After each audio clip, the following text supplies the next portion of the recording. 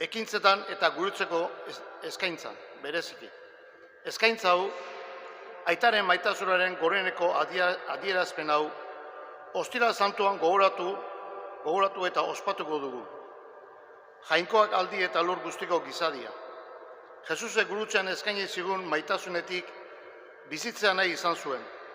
Horretarako jaunak, azken afarian, Eukaristiaren sakramentua eratu zuen.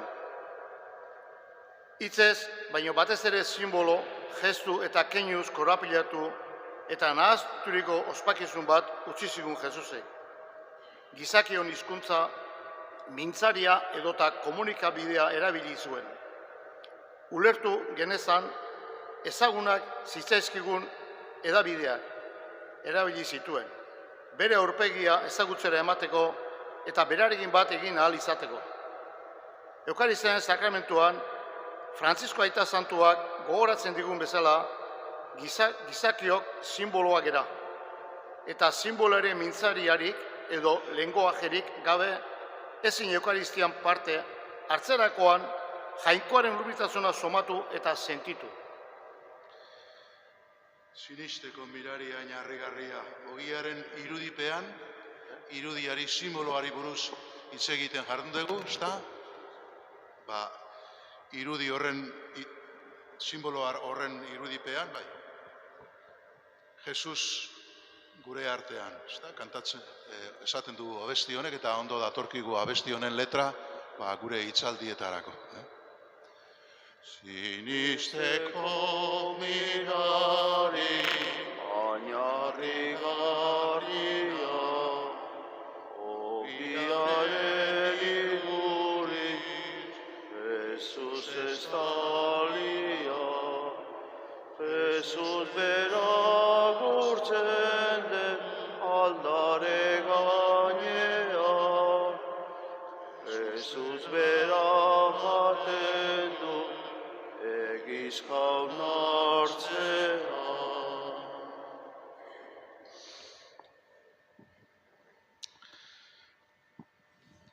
Jauna, zure presentzia hurbila, beroa, berpistua sumatzen dugu. Eskerrak ematen dizkizugu Eukaristian, gure bidera ateratzen zarelako, gurekin gelditzen zeralako. Zu gabe gure bizia iluna eta hutsa izango litzateke. Jauna, erakutsi zaiguzu beti zure ondoan irauten, gure bizitzako bidean zu ezagutzen, gure bidera ateratzen den senidearengan zu antzematen. Errege bizi baizera gizaldi eta gizaldietan. Amen.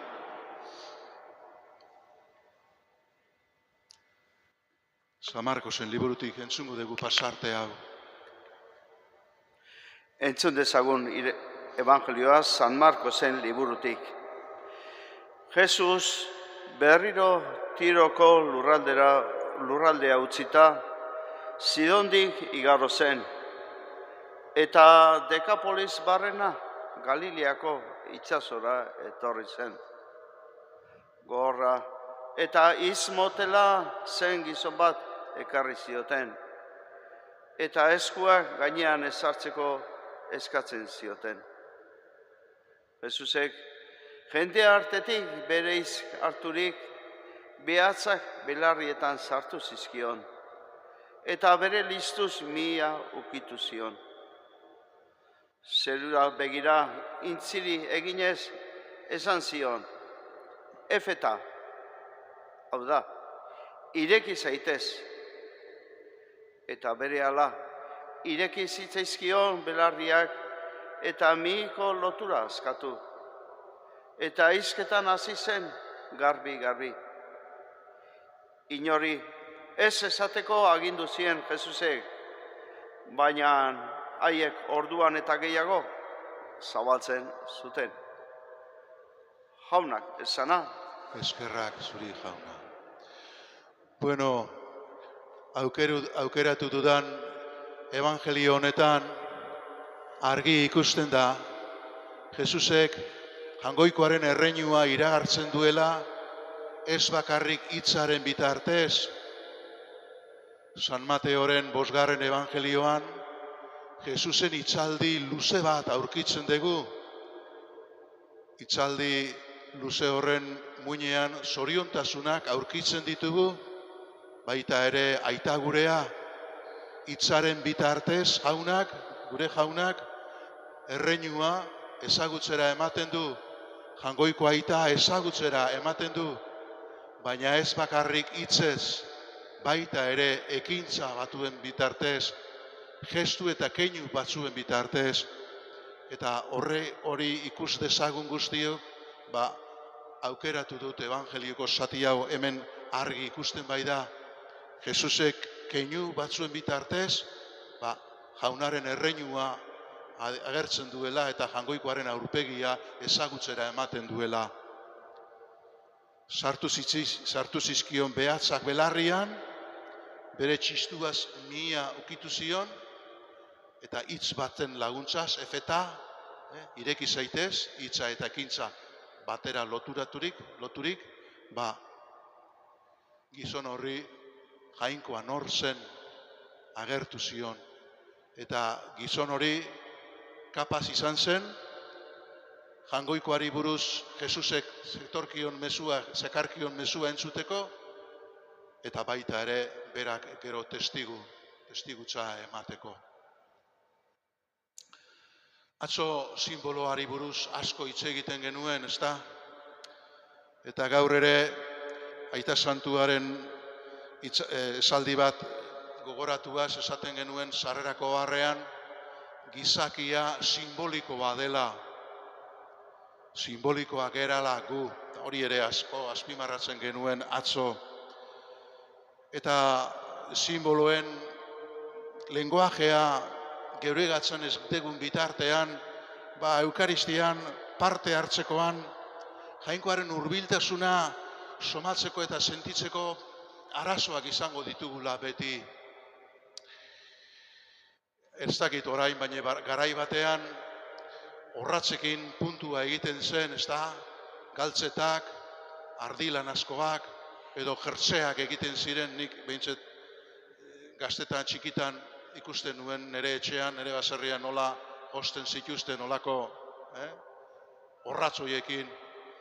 Batzuetan josten ari zena edo despistatu egiten zen eta puntu bat erortzen zitzaion, aurrera jarraitzen zuen eta gero begiratu eta galtzeta erdian zulo bat.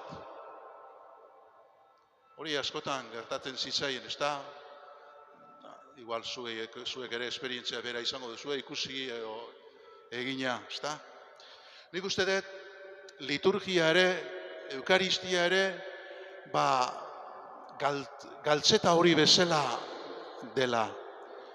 Kontu handiz jositako ospakizun bat dela. Eta ospakizun horretan gauz asko sartu dituela Elizak. Kontu handiarekin. Helburua gu puntu horien bitartez jaunarekin aurkitu gaitezen. Horixe da helburua. Eta Eukaristian ere guri gertatzen zaigu askotan, despistatu egiten gerala, eta puntu horietako bat jauzi egiten zaigula, eta zuloa agertzen zaigula. Adibidez, subjetibismoarekin hori gertatzen zaigu. Eukaristia ez da nik nahi nukeena. Eukaristian, ez dit ezer esan gaurko Eukaristiak, ez du erantzuten Eukaristiak nire desioei, nire nahiei, nire barrengo egarriei ez die. Nik nahi nuke nire erara josi Eukaristia hori, nire desioen, nire kriterioen erara josi nahi nuke. Eta hori egiterakoan edo hori nahi izaterakoan nolabait Eukaristiari, Elizaren Eukaristiari puntuak erori egiten zaizkio eta zuloa agertzen zaio. Horregatik, Eukaristia ospatzeko beharrezkoa da, nik esango nuke, Elizak liturgia eratu duen modu horri leialak izatea. Askotan Eukaristian egiten dugu pixka bat ensaladeia rusa batean egin oideana. Edo zer gauza sartu, gustatzen zaidena sartu, beste hori alde batera utzi, baita apaizok ere, lehen da biziko egiten dugunak igual geu izango gera apaizok, gogoko dudana, hau etzai gustatzen, beste hori sartuko dut, hau politagoa da, eta azkenean, galtzeta hori ez da bere osatasunean agertzen, baizik eta zulo asko agertzen zaizkigu. Hemen orkesta bat osatuko bagenu, eta ez dakit, koro bat ekarriko bagenu, eta Beethovenen bederatzigarren sinfonioa nahiko bagenu jo, eta himnoa, hain famatua den himno hori nahiko bagenu entzun, instrumentu ugari, pertsona ezberdin ugari, zuzendari bat, eta koruan ere pertsona diferenteak, ezberdinak, abotsak ere bai, denak ezberdinak. Eta baliteke baita ere, Azpeitiko parrokian ere, asmo berdina izatea. Beethovenen bederatzigarren sinfonia jotzea eta alaitasunaren himno hori entzutea. Han beste orkesta bat, beste instrumento batzuk, beste koru bat, biolinak han ere bai, baina ez hemengoak. Zuzendaria ere diferentea.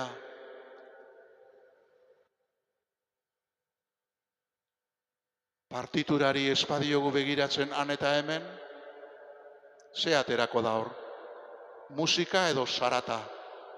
Hau da, instrumentu bakoitzak nahi duenera jokatzen badu, abeslari bakoitzak nahi duenera abesten badu, sarata ateratzen da, musika ez. Musika ateratzeko beharrezkoa da partitura jarraitzea. Eta nik uste dut askotan gure Eukaristietan partitura jarraitzeko gogorik ez dugula izaten, geure kasaka jo nahi dugu instrumentoa. Eta horregatik sarata gehiago ateratzen zaigu musika ederra baino. Ikusi daitezke hor interneten bidez, ez? Apaiz batzuk edo apaiz askok ospatzen dituen mesak. Zelakoak dira? Ikusten da, ez? Ez diotela kaso handirik egiten partiturari. Eta askotan ezin ezagutu egiten ari den horretan ezin ezagutu o zaila izaten zaigu ezagutzea gure Elizaren ospakizuna. Horregatik beharrezkoa da partitura hori ezagutzea. Partitura horren notak ondo ezagutzea.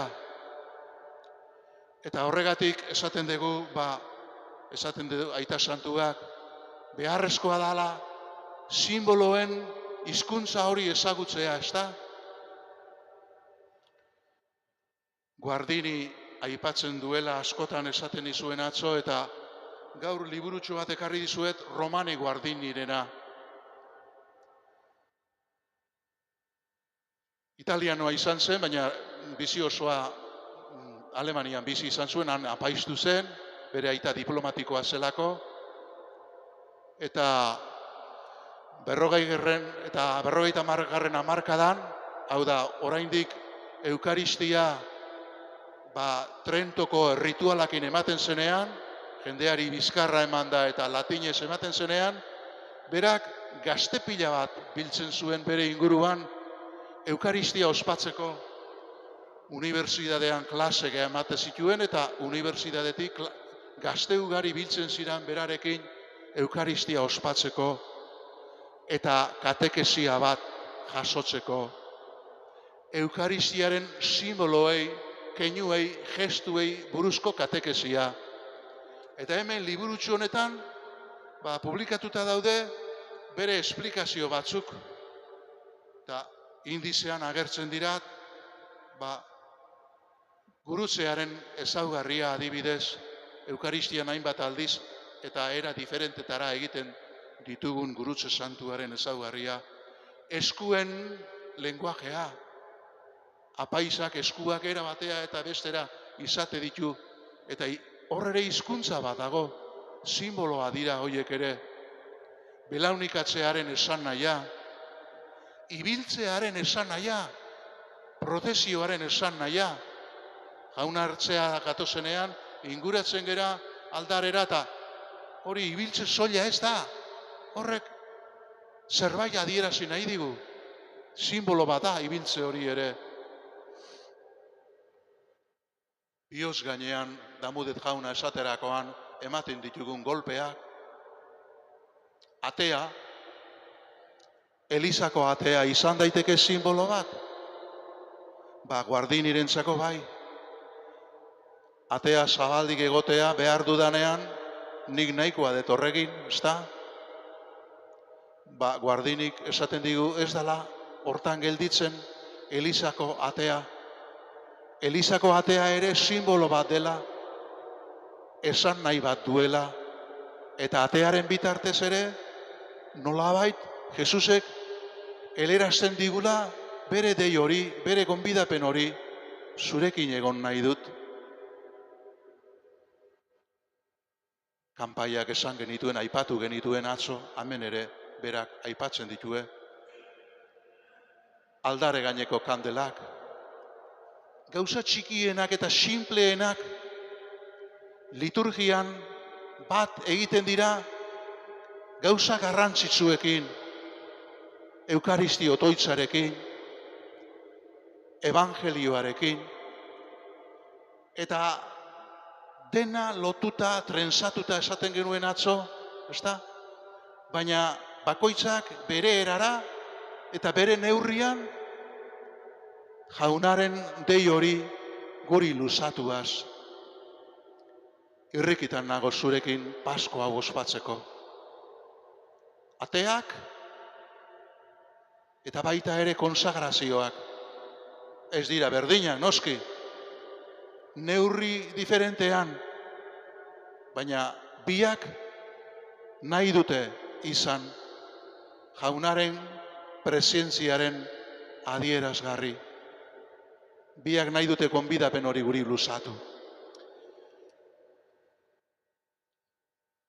Ari berean, Azkoitiar baten liburua aurkezten dizuet, begira zein lodia den, Guardinira baino askoz lodiagoa, Jose Aldazabal, Salesianoa, Aixirinekue, oindela, ez dakit, uste 2007 urtean edo hil zela, Barcelonan, bizi osoa gehientzuena, Barcelonan egina. Hemen liburu honetan, Guardinin antzera, Jose, Eukaristia batean, ikus ditzazkegun, entzun, usaindu, ikutu, gauz guztiak, gestu guztiak jasotzen ditu, eta esplikazio bat ematen die. Lenguaje simbologikoan edo simboloen lenguajean sartzeko lagungarri gertatzen zaigu liburu hau. Eta Guardinik esaten duen bezala, ukitu daitekeen bidez, ukitu ezin daitekeen jaunaren gana hurbildu.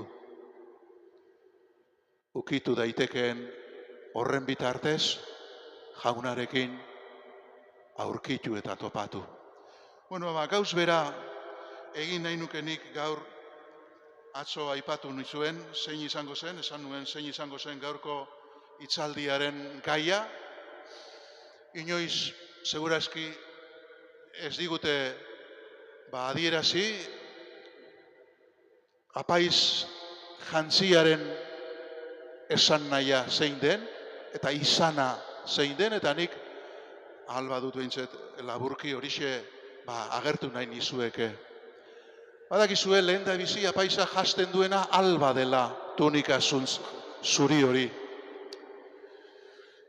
Tunika horrek bataioa du bere baitan, bere referentzia hor dago, bataioaren sakramentuan. Lehen da biziko gizaldietako elizan, bataiok monteak ez ziren izaten horrelakoak, baizik eta izaten ziren rektakularrak, piscina modukoak, baina ez piscina baten bezalako handiak, edo oktogonalak izaten ziren, eta gorputz erdirainoko ura edo egoten zen. Bataiatu behar zuenak, rektanguluen alde batean uzten zituen bere erropa gehienak, eta ia bilutzik sartzen zen piztinaran erdira. Eta han, diakonoen laguntzaz, gotzainak, 3 aldiz, bururaino, gorputz guztia, bustitzen zuela, bataiatzen zuen. Aitaren, semearen eta Espiritu Santuaren izenean, eta Jainkoaren irutasun santuaren persona bakoitza aipatzerakoan sartu aldi bat. Eta gero bataiatu ondoren irten egiten zen, baina ez sartutako tokitik baizik eta bestaldeko puntetik. Eta han tunika zuri bat jasten zioten, simboloa. Bataioan, han piztina erdian gertatu zitzaionan adierazgarri izan nahi zuen tunika horrek. Jadanik gizon zaharra atzean utzi duzu, kreazio berria egin zaitu jaunak bataioaren bitartez. Jadanik pekatuaren jantzi zaharrak atzean utzi dituzu, orain Jainkoaren evangelioaren, Jesusen evangelioaren tunika berria jantzi duzu. Jadanik ez zara hilkorra, orain betiko biziaren hasia zeuregan duzu. Piscina rektangularra izaten zen, hilobiak rektangularrak izaten zirelako. Edo oktogonalak, 7 egun, asteak 7 egun ditu, 8. egunak, denboraren gain dagoen eguna esan nahi zuelako. Eta bataioaren bitartez, betiko bizitzarako jaiotzen geranez, horregatik ziran oktogonalak. 8. alderdiak adierazten zuen, han bataiatua Jainkoaren erreinura deitua izan zela bataio horren bitartez. Jainkoaren seme alaba egina, Elizako kide egina, eta betiko bizitzara deitua. Tunika zuria hortik dator. Alba hortik dator. Zer adierazten digu apaizari buruz? Apaisa horrela jantzita etortzen baizaigu. Ez da uniforme bat, bomberoak jartzen dutena edo municipalak jartzen dutena bezala. Simbolo bada, Jainkoari buruz hitz egiten ari zaigu. Apaizari buruz ere zerbait esaten digu. Albak esaten digu apaiz hori ez dela elite batean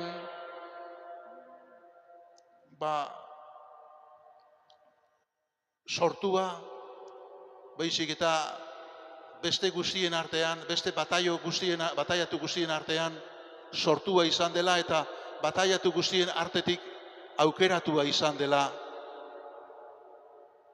Jesukristo hartzaionaren sakramentu izateko hartalde horren erdian. Horixe adierazten digu, ez da apaizok ez gera elite bat. Aita santu askotan esaten digu, karreristak, diruzaleak eta ez dakiz zer gerala. Bueno, igual izango dira batzuk, izango gera batzuk. Baina horretaz gain, inoiz ahaztu ez berduguna, apaizok da horixe.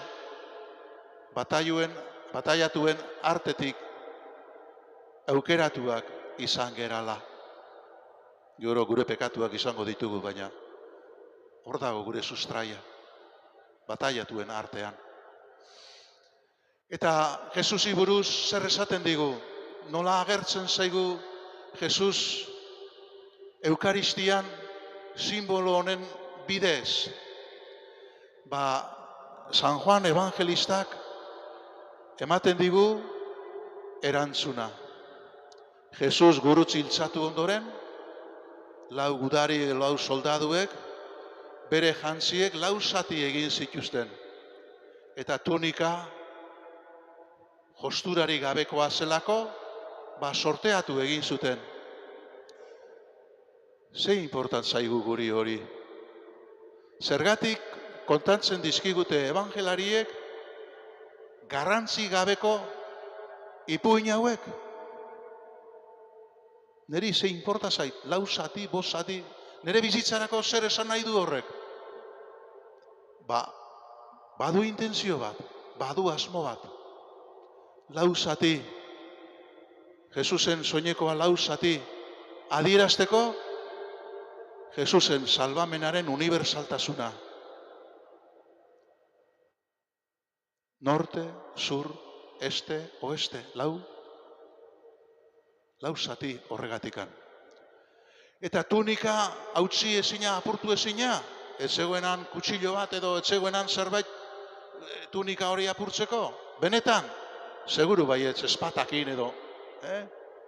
Zergatik esaten digu ordea osoa gelditu zela. Adierazteko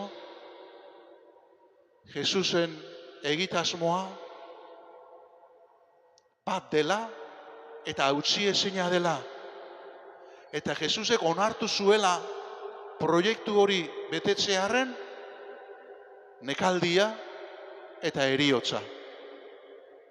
Zein da proiektu edo egitasmo hori? Gizakion salbazioa. Giza semeen salbamena. Proiektu bakarra, apurtu ezina. Jaunak ez du nahi atzera egin. Jaunak ez du nahi proiektu hori betegabe utzi. Horregatik eskaini zuen bere bizia gurutzean. Baina gaur Eukaristian berarekin biltzen geranean ere, berarekin aurkitzen geranean ere, hori esaten digu gutako bakoitzari, nik zure salbamena nahi dut, zuen salbamena nahi dut. Eta orain ere entregatu egiten naiz, gurutzean entregatu nintzan bezala, sakramentu honen bitartez, zuregatik entregatzen naiz. Ez diotuko egiten, bakarra den egitasmo hori. Nahi dut gaur ere, 2000 urtean ere, gauzatzea, zuentzako proiektu berbera gauzatzea nahi dut. Horrela, agertzen zaigu beraz, Eukaristian, simbolo honen bidez. Ez dut uko egiten, aitak nire esku utzitako salbamen egitasmo horri. Eta nire heriotz eta piztueraz gauzatzen eta betetzen joango da azken egunera arte. Horregatik ospatzen dugu bere Paskoa, igandero, bere heriotza eta piztuera. Alba honek adierazten duena bete dadin. Jesusek onartu zuela heriotza eta piztuera gu salbatzeko. Bueno, albaren gainean gero estola hartzen da, ez da, ikusten dezuen olakoa den estola. Lepotik bi aldetara, gerriraino edo belaunetaraino iristen den tela hori. Ez dakite lortzen duen edo ez, baina tela honek ardia edo arkumearen irudi izan nahi du. Ez dakit lortzen duen, igual imaginazio asko beharko da ez da tela honetan, ardia edo arkumea ikusteko. Jesus hartzaionak bere bizkar gainean hartzen du ardi galdua. Ez da, ardi horren irudi izan nahi du. Zer esaten digu Jesusi buruz telatxo honek? gu Eukaristian hartzaionarekin aurkitzen gerala. Eta nola aurkitzen gera? Nola datorkigu hartzaiona? Esan dut, ardi galduaren bila datorkigu. Gu ere askotan nora ezean ibiltzen gera, orientabiderik gabe. Jesusek ez gaitu nahi horrela ikusi. Eta horregatik gure gana hurbiltzen da eta lagundu nahi gaitu gure bidea aurkitzen. Askotan urrunduta ibiltzen gera berarengandik baita ere, gure hutsegite eta pekatuengatik Jainkoa ez baliz bezala bizi gera. Hartzaion gisa etortzen zaigu Jesus eta nahi gaitu bere sorbaldan gainean hartu, bere bizkar gainean hartu nahi gaitu. Gure hutsegitetatik garbitu, atera, eta berriz ere bere presentzian sentitu eta presentzia horreztaz peterik bizi posa eta alaitasuna berreskuratu. Nahi gaitu baita ere, hartalde gisa, hartalde bezala bildu. Nereak ezagutzen daute, nik ezagutzen ditut nereak. Elkarte osatu, zenide egin, honela datorkigu baita ere Eukaristian. Gu elkarren zenide egin nahi gaituen hartzaion bezala. Nahi du baita ere gu gidatu. Joan den igandean, salmoak, hartzaionaren salmoak esaten zigun, bide zidorretatik garamatzala eta iluntasunetan ere ez dugula beldurrik izango, eta berak eramango gaituela zelaietara, Jainkoaren zelaietara, zelai berde eder hoietara. Etortzen zaigu gu aitarengana, eraman nahi gaituen hartzai on bezala. Horrela topo egiten dugu berarekin, gehiago oraindik. Nik nire adiskiden alde, nire bizia eman dut. Gu adiskide deitzen gaitu, gure adiskide bezala etortzen zaigu. Alduzue adiskiderik. Askotan esaten dugu, adiskideak gutxi ezagunak asko, kalean buelta bat emateko asko, jende asko, baina adiskideak oso gutxi izaten ditugu. Bat izateko akaso, bat falta. Jesusek izan nahi du adiskide. Eta Jesusek nahi gaitu adiskide. Eta horrela etortzen zaigu. Hartzaion adiskide, gu bere adiskide egitera, bera gure adiskide izatera. Bizidunen liburuan idatzirik ditu gutako bakoitzaren izenak. Gutako bakoitzaren izena, horregatik esaten du, ezagutzen zaitut. Munduan bakarra izango bazina bezala ezagutzen zaitut. Munduan gizaseme emakume bakarra izango bazina bezala nahi zaitut, ezagutu, zurekin aurkitu nahi dut bakarra izango bazina bezala. Honela datorkigu. Tela honen bitartez, telatxo honen bitartez. Eta apaizari buruz ere zerbait esaten digu, ez da? Bere eredua hartzaionak izan behar duela, ez da? Askotan ugazabe izan nahi dugu, jauntxo izan nahi dugu, zerbitzatuak izan nahi dugu, agindu nahi dugu, horiek dira apaizon pekatu batzuk, ez? Eta estola sakristian jartzerakoan konturatuko bagina simbolo honen esan nahia eta izanaz, igual pentsatuko genuke, gaur arrotasun gutxiago dudan, ez? Apalagoa naizen, Jesus hartzaionaren islada izatea lortzen dudan nire jarrerarekin eta nire jokaerarekin. Azkenik, kasulla, tela hundi xamarra, asko estaltzen gaitu. Zenbat eta handiagoa izan, nire ustez, hobe. Hor garai batean izaten ziren gitarra erromanoa, gitarra deitzen ziren kasuliak, ez da? Gitarra formakoak, kasuliak romana edo deitzen zirenak, gutxi estaltzen zutenak, apaiza ondo ikusi zadin, ez da? Apaiza zenbat eta gutxiago ikusi, igual askoz hobeto. Kasuliaren esan nahia edo helburua igual hori izango litzateke ez. Apaiza eskutatu, apaiza estali, zertarako, hori tapatuaz, hori estaliaz, Jesukristo agertu dadin. Eta apaizoi buruz, kasuliak ematen digun, o eskaintzen digun mezurik edo garrantzitsu ez, horixe izan daiteke. Nola kontrolatu nire egoismoa, nire norbereko ikeria, nola jarri nire pertsona osorik Jesus agertu dadin, nire ideologia, nire pentsamoldeak, nire aukerak, gehiegitan inposatzen ditut edo eskaintzen ditut nire aurrean ditudan hoiei. Baina hori egin ordez, ez aldut Jesukristoren mezua, Jesukristoren pentsaera, Jesukristoren ideiak, Jesukristoren proiektua, ez aldut hori eskaini behar.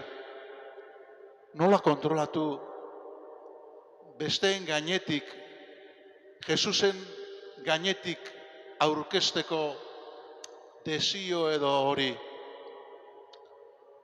Baditut apaiz lagun batzuk 80 urte dituzenak eta oraindik jubilatu gabe daudenak eta esaten dute eske nik zerbitzatuaz jarraitu nahi dut. Eta pentsatzen dut, bai, egia izango da, baina dena ez da egia. Zeren da baditu 40 edo 60 pertsona bere inguruan biltzen zaizkionak eta, oraindik banaiz norbaitzuentzako.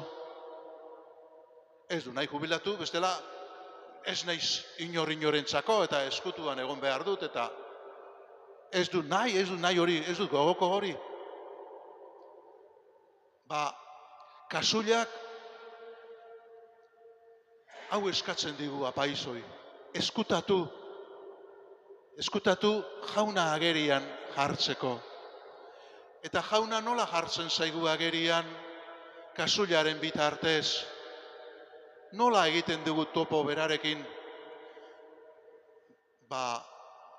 San Juanen evangelioan, azken afarikoan, ikusten dugun ezaugarri baten bidez, deskubritu dezakegu Jesus nola datorkigun Eukaristian guregana, nola topo egin nahi duen gutako bakoitzarekin.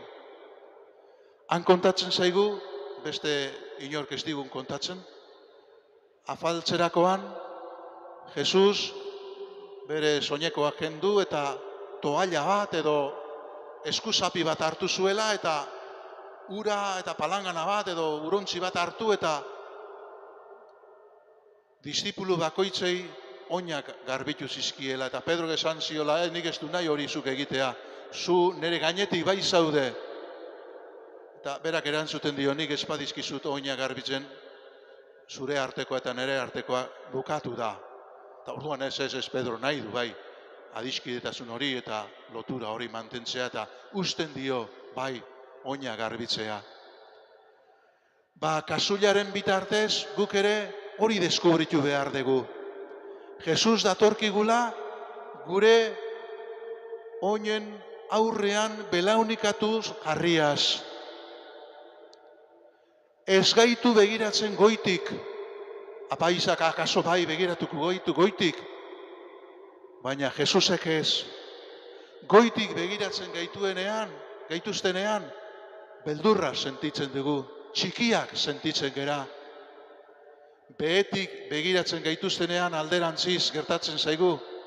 Eta jaunak behetik begiratzen gaitu gure aurrean belaunikaturik, jangoikoaren seme eta alaben duintasuna berreskuratu dezagun. Senti dezagun gure bihotz barrenean, Jangoikoarentzako oso garrantzitsua gerala, importantea gerala. Behetik begiratzen gaitu, gure aurrean belaunikatuta. Eta gure oinak garbitzen ditu, gure giza duintasuna, jainko seme alaben duintasuna, galtzeko zorian edo askotan aurkitzen gera. Jaunak ez du nahi hori. Jaunak ez du inor galtzerik nahi. Horregatik bere maitasunez garbitzen ditu gure oinak, gure persona osoa. Eta berriro ere, esaten digu, hasi berriro, hasi zintezke berriro, utzetik bezala, jainkoaren seme alabazera. Eta oinetan baita ere zauriak izaten ditugu, askotan. Zapata estuegia dauzkagulako, edo gehiegi ibili geralako, edo hor agertzen zaizkigu gauzak, ez? Hoiek ere sendatu nahi ditu, zauri hoiek gure pertsonaren barnean edo kanpoan dauden zauri hoiek efeta sendatu nahi ditu, eta horretarako jartzen da baita ere belauniko gure aurrean, eta eskuzapi horrekin, maitasunaren eskuzapi horrekin, gure zauri guztiak sendatu nahi ditu. Zerbitzari gisa datorkigu Jesus gure jauna Eukaristian, kasuilaren simboloaren bitartez. Ez nator zuen zerbitzua jasotzera, zuek zerbitzera baizik, eta zuen alde nere bizitza ematera baizik. Eukaristian hori guztia gertatzen da, hori guztia esperimentatzera deitua gaude. Igandean edo bihar, mesetara etortzen geranean eta ikusten degunean, apaiza horrela jantzirik, gogoratzen baldin badugu hau guztia, konturatuko gera, nola agertzen zaigun, nola betetzen duen apaizak bere apaizgoa, bere sakramentua, ordenaren sakramentua, importantea da, baina batez ere konturatu gintezke, nola datorkigun Jesus, nola hurbiltzen den neregana Jesus simboloien bitartez. Niretzako nahi du salbamena. Niregana dator hartzaion bezala ni gidatu nahiaz. Nire oinetan belaunikatzen da, ez nau goitik begiratzen, boteretsuek apalekin egiten duten bezala, alderantziz baizik, beheratu egiten da, San Pablok esan zuen bezala, bere jainko izateari uko egin eta beheratu egin zen, beheratu gainera, nola beheratu? Heriotza, gurutzeko heriotza, onartzeraino beheratu Filipotarrei, 2. kapituluan esaten di hori, hain himno polita. Eta hori, San Pablok esaten digun hori, Eukaristian gertatzen da. Beheratu gurutzeko heriotza, guretzako onartzeraino. Eta heriotz hori onartuaz, guri bere hurbiltasuna eskaini, bere pertsona eskaini, bere bizia eman. Eukaristiagatik eskerrak eman behar dizkiogu jaunari, eta jarraian, denborari baldin badago bai, denbora badago eta jarraian horixe egingo dugu denok. Eskerrak jauna, orain eta beti izango da, eskari bakoitzari emango diogun erantzuna. Eta beti Eukaristiaren bitartez jaunak egiten duena eskertuaz. Eskerrak Eukaristiaren gatik, Kristo piztuaren sakramentua, mundu berri baten iturria. Eskerrak jauna, orain eta beti. eskerrak eukaristiagatik erreinurako bidera dijoan herri baten pasko janaria, eskerrak jauna orain eta beti. Eskerrak eukaristiarengatik sinesten eta itxaroten jarraitzen duten bataiatuentzako indarra, eskerrak jauna orain eta beti. Eskerrak eukaristiagatik askatasunez eskainitako maitasunaren sakramentua delako, eskerrak jauna orain eta beti. Eskerrak eukaristiangatik eskaintzen den bizi ororen iturria delako, eskerrak jauna orain eta beti. Eskerrak eukaristiagatik maitatzen ikasi nahi duten herri baten janaria delako, eskerrak jauna orain eta beti. Eskerrak eukaristiagatik jainkoaren maitasunaren lekukoen indarra delako, eskerrak jauna orain eta beti. Eskerrak eukaristiangatik gaitzetik eta pekatutik askatzen duen sakramentua delako, eskerrak jauna orain eta beti. Eskerrak eukaristiangatik gizadiaren askatasun berriaren iturria delako, eskerrak jauna orain eta beti. Eskerrak eukaristiagatik pakean eta justizian oinarriturik mundua eraiki nahi duen herri baten janaria delako, eskerrak jauna orain eta beti. Jainkoak berak jarri ditu gure esku, gure Espainetatik entzun nahi dituen hitzak. Jesusen Espainetatik entzun eta ikasi genituen, eta harekin batera zuzentzen dizkiogu orain guztion aitari. Gure aita zeruetan zerena, santu izan bere zure izena, etor bere zure egin emaiguzu gaur barkatu gure zorra. Guk ere gure zordunei barkatzen diegun ezkero. Ez gaitzazu utziten taldien erortzen, baina atera gaitzazu gaitzetik. Jainko gure jauna, zu maitasunezera. Horregatik, zeure odola gurutzean isurtzeraino eskaini zera. Hor gurutzean, zure neurrigabeko maitasunaren neurria azaltzen diguzu, eta eukaristian, zure neurrigabeko maitasunaren sakramentua utzi diguzu. Ase gaitzazu egunero, zure maitasunez, gure maitasunezko gozea ase izan dezagun. Errege bizi baizera, gizaldi eta gizaldietan. Guk aldare gainean jartzen ditugun ogia eta ardoa, aitaren nahia beteaz, semearen gorputz eta odol bihurtzen dira guretzako, Espiritu Santuaren egitez. Horregatik atzo esan genizuen bezala, osaten nuen bezala, otoitzaldi hauek bukatuko ditugu beti, hirutasun santua bedeinkatuaz. Opari eder hori egiten digulako, aita, semea eta Espiritu Santuaren presentzia eta hurbiltasunaren opari ederra egiten digulako eukaristiaren bitartez.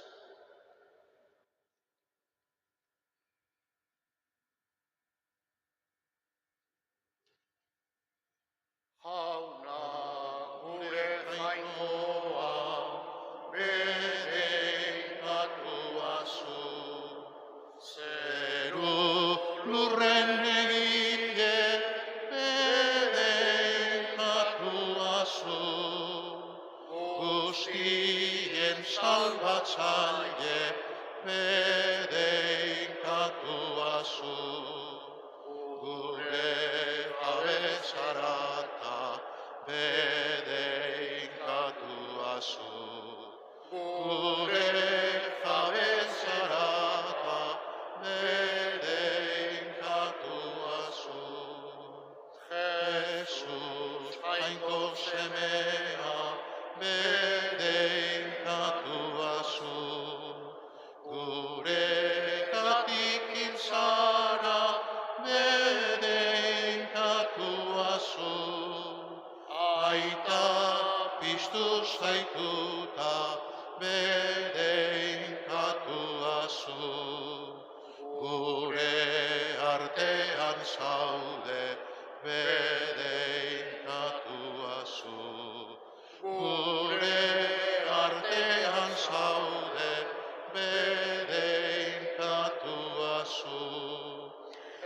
Espiritu Santua bereikatua zu.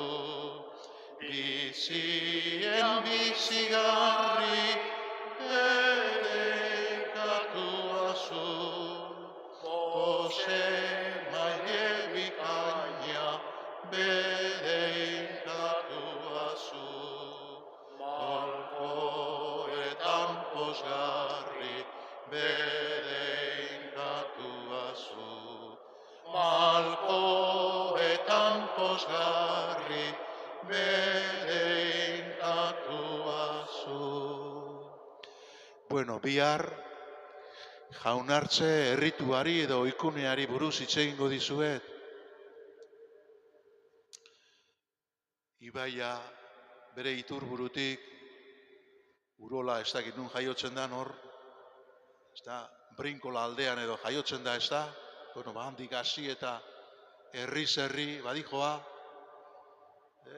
aldamenak guztiaz, eta iritsiko da itsasoarekin bat egitera ez da, Eukaristian ere gauz bera gertatzen zaigu.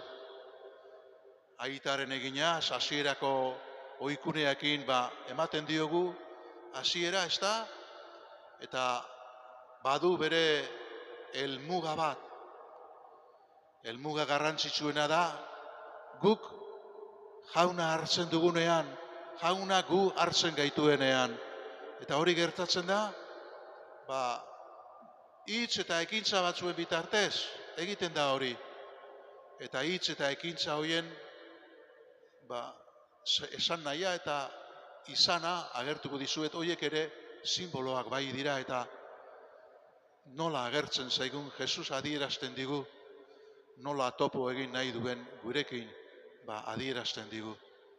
Eta horri buruz hitz egingo dizuet, ez den liburu gehiago ekarriko orduan, bakarrik misala, neu ez nahasteko. Burua batzuetan nahastu egiten bai zait, eta nire hankasartzeak barkatuko dizkizue. Berkatuko dizkidazue. Ondo pasagaba eta nahi baduzue bihar arte.